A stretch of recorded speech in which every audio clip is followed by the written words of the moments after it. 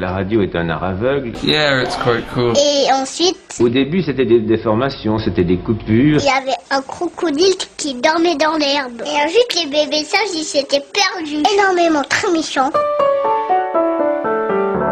Bonjour à tous et toutes, bienvenue dans l'univers sonore des interviews d'Eric Cooper. Les interviews d'Eric Cooper, c'est un podcast natif qui vous permet de découvrir virtuellement des personnes passionnantes et passionnées. Avant de découvrir celle qui est l'actrice du podcast aujourd'hui, la petite citation. Alors non, en fait aujourd'hui il y en a deux parce que j'ai pas réussi à me mettre d'accord avec moi-même.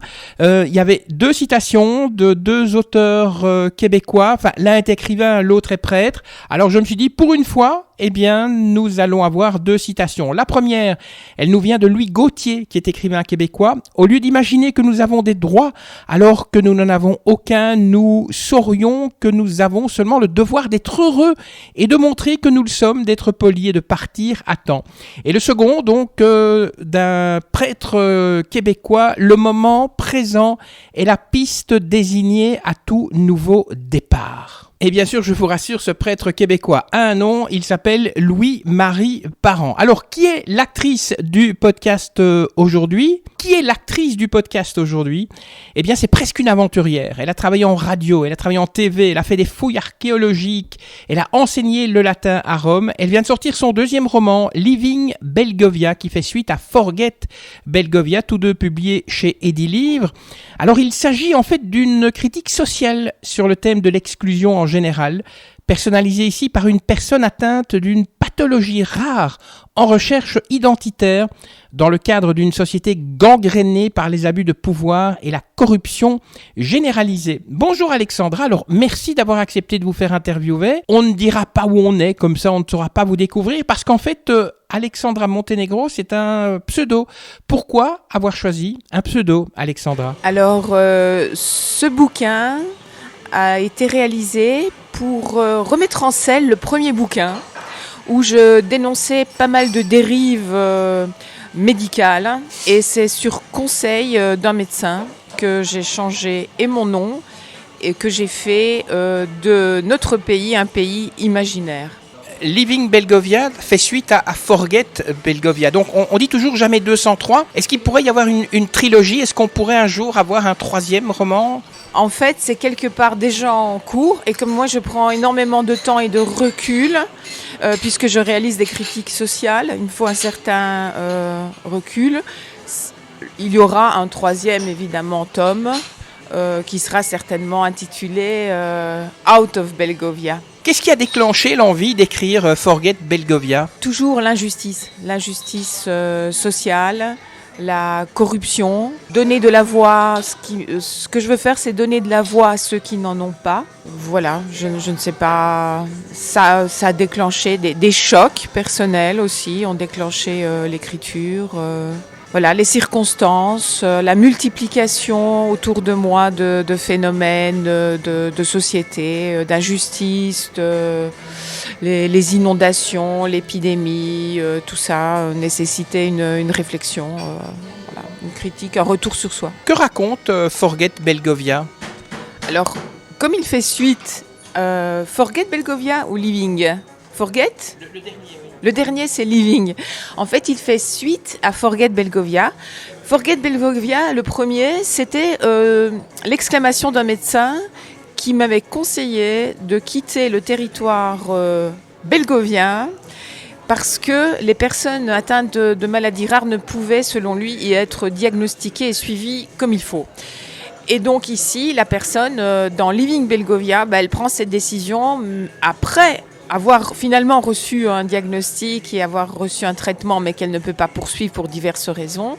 Elle prend la décision de quitter définitivement son pays, parce qu'il n'y a pas que le problème du mauvais suivi et des lacunes médicales qui provoquent l'exclusion sociale. D'autres phénomènes autour d'elle font qu'elle ne peut prendre que cette décision-là.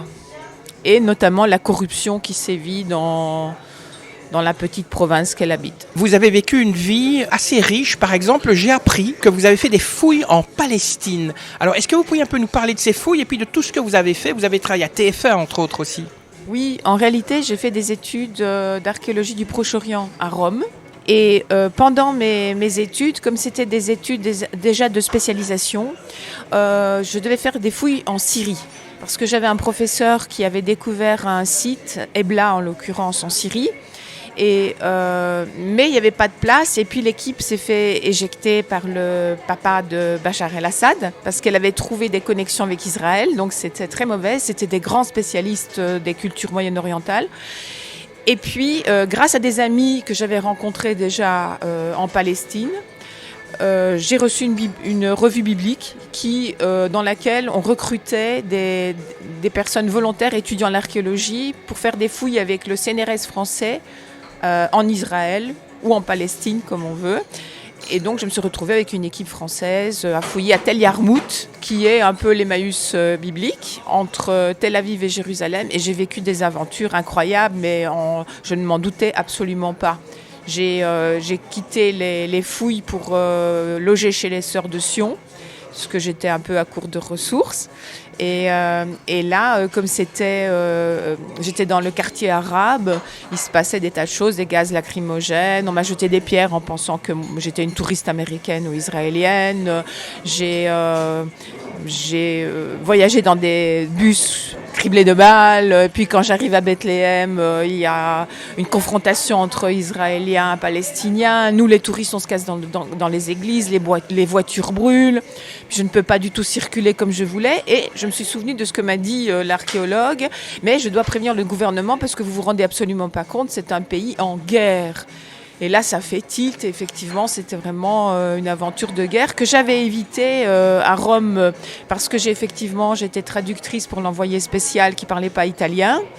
Et l'envoyé spécial de TF1, et elle est partie à l'époque en Yougoslavie faire le reportage de la guerre. Et moi, comme j'avais pas les papiers, je suis restée à la frontière à Trieste. Et vu ce qui lui est arrivé après, je ne m'en plains pas parce qu'elle a été quelque part emprisonnée par les forces slovènes en tout cas mise en quarantaine dans un hôtel, et elle n'a pas pu réaliser son reportage de toute façon. Donc oui, j'ai vécu à cette époque-là où j'étudiais l'archéologie du Proche-Orient, beaucoup d'aventures. J'ai fini par enseigner le latin et l'allemand dans un lycée français de diplomates où les enfants avaient des problèmes, disons, psychologiques parce qu'ils étaient déracinés. Et donc je pouvais quelque part m'identifier avec eux avant de rentrer en Belgovie, de vivre un peu à Bruxelles aussi et de voir les choses de plus près, que ce soit sur le plan judiciaire, le plan social, dans le monde du travail, et d'en tirer certaines conclusions que vous pourrez découvrir dans mon livre.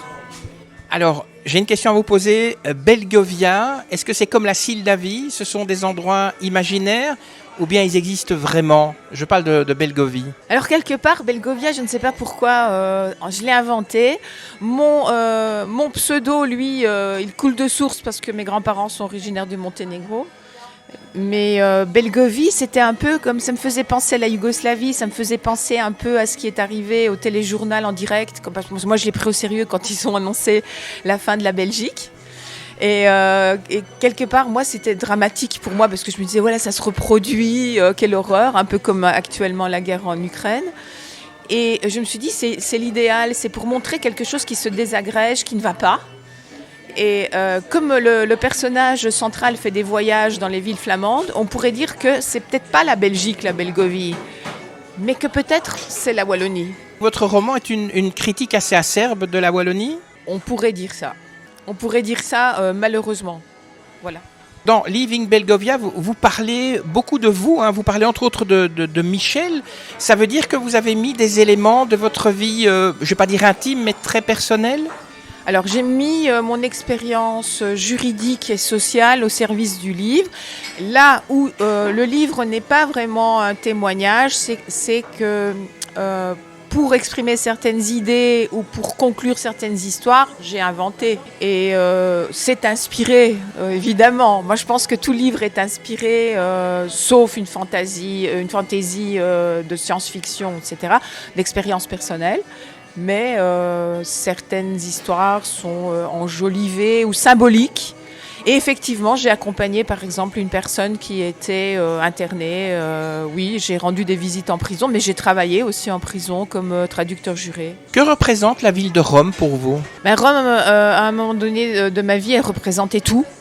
Pour moi, c'était l'idéal. C'était la ville idéale, la ville de la Renaissance. J'ai vraiment flashé sur Rome comme on flasherait sur un amoureux. Et je n'imaginais pas quitter cette ville. C'est vraiment quelque part forcé, contrainte à cause de problèmes de papier, de complications bureaucratiques à l'époque. J'ai été obligée de la quitter à l'issue de mes études, comme c'est souvent le cas, et parce que en Italie, on n'a pas vraiment de contrat de travail qu'on peut présenter à la questura, c'est-à-dire la préfecture, pour pouvoir prolonger un séjour, voilà, tout simplement. Pour moi, Rome, c'était comme ça, ma conversion au christianisme était récente, ça représentait vraiment quelque chose d'exceptionnel aussi. Vous parlez de conversion au christianisme, ça veut dire que la foi joue un rôle important dans votre vie ? Oui, la foi, disons que actuellement peut-être moins, mais à une certaine époque de ma vie, l'époque où je suis partie à Rome, je dirais que c'est grâce à certains écrits, notamment Dostoïevski et le Nouveau Testament, les écrits de Saint Paul, que je suis toujours en vie. Dans Living Belgovia, vous parlez d'exclusion, mais est-ce que c'est un sentiment que l'on ressent d'exclusion ou bien l'exclusion est une réalité ? Ce que je peux vous dire, c'est que l'exclusion est aussi un sentiment, mais dans la province que je critique, c'est une réalité. Parce que elle est subtile, mais certaines choses qui sont perverties, qui devraient vous insérer, conduisent plutôt à l'exclusion. Je vais vous donner un exemple concret. Par exemple, vous cherchez un logement, c'est dans mon livre aussi, plutôt le premier que le second. Vous cherchez un logement et on va vous dire vous êtes un allocataire social. Vous êtes exclu. Nous ne prenons pas des mauvais payeurs. Alors vous posez la question, pourquoi un allocataire social sera un mauvais payeur ? Oui, parce qu'on n'a pas la garantie qu'on va continuer à vous garder sur la sécurité sociale. On va dire vous émarger à la sécurité. C'est méprisant pour quelqu'un qui est un vrai malade, un véritable handicapé. Et en essayant par exemple de faire reconnaître mon handicap, j'ai vécu une véritable maltraitance et je peux vous expliquer, pour avoir reçu divers témoignages allant dans ce sens, notamment au cours d'une émission radio, que beaucoup de personnes ont vécu la même chose et qu'elles n'ont même pas survécu. Parce que quand vous êtes harcelé, que ce soit au travail ou en tant que malade, vous pouvez très bien vous suicider ou mourir de votre maladie. Donc ce que je dénonce dans ces livres est extrêmement grave, sous le couvert d'une fiction soi-disant autobiographique, mais qui concerne en réalité beaucoup de personnes. La société dont vous parlez dans votre livre est gangrénée par les abus de pouvoir et la corruption, mais est-ce que dans le fond, l'herbe n'est pas plus verte ailleurs ? Est-ce que dans le fond, aller dans un autre pays, on parlait de l'Italie, il y a aussi de la corruption, donc c'est partout pareil. Alors, c'est pas partout pareil, parce que ici, c'est une micro-société que même certaines personnes au pouvoir dénoncent comme étant une espèce de concentration d'entre-soi et de corruption absolument inouïe pour une si petite entité. Et des dérives telles qu'elles mènent au cœur de l'Europe à un État qui n'est pas démocratique, c'est-à-dire un État qui n'est plus un État de droit. Et ça, je peux vous le dire parce que j'ai travaillé au service de la police fédérale, que j'écoute notamment le juge Claes et que ça n'a rien d'une subjectivité. Alors, l'herbe n'est pas beaucoup plus verte ailleurs, dans certains milieux, pour certains abus, certaines corruptions et la criminalité organisée partout. Mais je dois dire que pour un petit pays comme ça, qui est la capitale de l'Europe, nous battons tous les records et notre province est une championne de l'entre-soi et de l'exclusion. Si on devrait vous donner une possibilité de déménager, d'aller habiter un autre pays, vous choisiriez lequel ? Alors, mon cœur dirait l'Italie. mais je n'y suis plus depuis très longtemps et les aventures que j'ai vécues dernièrement et que j'évoque dans mon bouquin me ramèneraient plutôt à mes origines. 2024, en Belgique, il y a des élections. On dit, tiens, la Wallonie pourrait rejoindre la France. Vous croyez en l'avenir de la Belgique tel qu'elle existe aujourd'hui? Vous croyez qu'elle sera toujours là dans 10 ans? Ou bien vous pensez que ce sera peut-être 2 pays, voire 3? Récemment, j'ai parlé avec le bourgmestre de Liège, qui m'a expliqué que la Belgique, dans les faits, n'existait pas. Donc je ne sais pas comment vous répondre. Je dois dire que pour moi, c'est un peu choquant d'entendre ça. Parce que j'ai demandé où était l'aide fédérale pour les personnes qui ont été inondées. Et il m'a expliqué que il fallait l'oublier parce qu'il n'y avait aucune solidarité fédérale et que la Belgique était déjà une espèce d'idée, mais pas quelque chose de concret. Donc elle existera peut-être, mais ce sera une entité vidée de sa substance. Elle l'est peut-être déjà. Et alors pour la Wallonie elle-même, je me demande si ce serait pas bien qu'on soit mis sous tutelle. C'est un peu dur ce que je vais dire, mais sous tutelle européenne carrément. Parce que contrairement à d'aucuns qui disent que tout va bien, je pense qu'on est extrêmement endetté, que certains problèmes sont vraiment urgents. On le voit tous les jours dans la rue à Liège, l'insécurité, la drogue, l'alcool, la criminalité et beaucoup de personnes invisibles aussi qui sont dans la pauvreté. Donc voilà, c'est un peu ce que je pense. Dans vos 2 livres, à la fois Living Belgovia et puis le premier Forget Belgovia, il y a un message. Vous espérez quoi en fait de ce livre? Les gens vont le lire. Quel changement vous espérez? Oui, alors vous avez compris Eric, j'écris pas du tout pour le plaisir. J'écris pour dénoncer des abus. J'espère ouvrir peut-être les yeux de certaines personnes qui pensent que tout va bien parce que tout va bien pour elles. C'est pas ça une société démocratique. Il faut que ça aille bien pour une majorité de personnes, que les droits soient les mêmes pour tous, que l'accès au travail, à la santé, au dédommagement soit le même pour tous. Et voilà, j'aimerais les interpeller un peu comme modestement, très modestement, comme le fait le juge Claes par exemple avec des conférences. Moi je fais ce que je peux. Est-ce qu'on ne pourrait pas vous reprocher d'être trop négative? Et peut-être on pourrait vous dire, mais ouvre les yeux, il y a quand même des belles choses qui se passent en Wallonie, à Bruxelles ou en Flandre. Absolument, je ne suis pas du tout inconsciente des belles choses et c'est plutôt à ces choses-là que je me suis accrochée pendant des années. Sinon, je ne serais pas restée ici. Et c'est justement parce que je souhaite le bien de la Wallonie et même au-delà de la Belgique et que j'admire certaines villes, certains artistes énormément, qui d'ailleurs ont été exclus de Belgique pour pouvoir réaliser leurs œuvres, que je critique. Parce que bon Dieu, il faut se réveiller, quoi. Voilà. Alors on va terminer avec une dernière question. Et maintenant, quels sont vos projets? On sait qu'il y a un 3e livre en préparation. Et de votre côté à vous, il y a un retour vers Rome qui est prévu ou bien vous allez continuer à vous battre en Belgovie? Pour le moment, je continue à me battre en Belgovie, mais je dois dire que pour sauver ma peau quelque part, je dois prendre des distances et lâcher un peu prise. Parce que comme le disait un personnage, un employé communal dans mon livre Living Belgovia, vous êtes seul contre tous. Et seul contre tous, contrairement à ce que dit Hollywood, on ne gagne pas. Et donc si on ne veut pas verser dans l'autodestruction, il faut se préserver. Donc je vais prendre des distances mentales et peut-être géographiques. Et on va voir pour la suite. Merci à vous Alexandra Montenegro d'avoir répondu à mes questions. Je rappelle le titre de votre 2e roman, Living Belgovia, paru chez Edilivre. Il fait suite à Forget Belgovia, publié aussi chez Edilivre. Alors, avant de vous lâcher, vous les auditeurs, n'hésitez pas à liker ce podcast si vous l'avez aimé. Partagez-le également sur vos réseaux sociaux. Vous pouvez vous abonner, ce qui vous permettra d'être informé avant tout le monde de la publication du prochain podcast. Un commentaire est toujours le bienvenu. Alors, je vous dis d'avance, merci, que la force soit avec vous et avec tous les autres, et à très bientôt. Ça y est, c'est fini.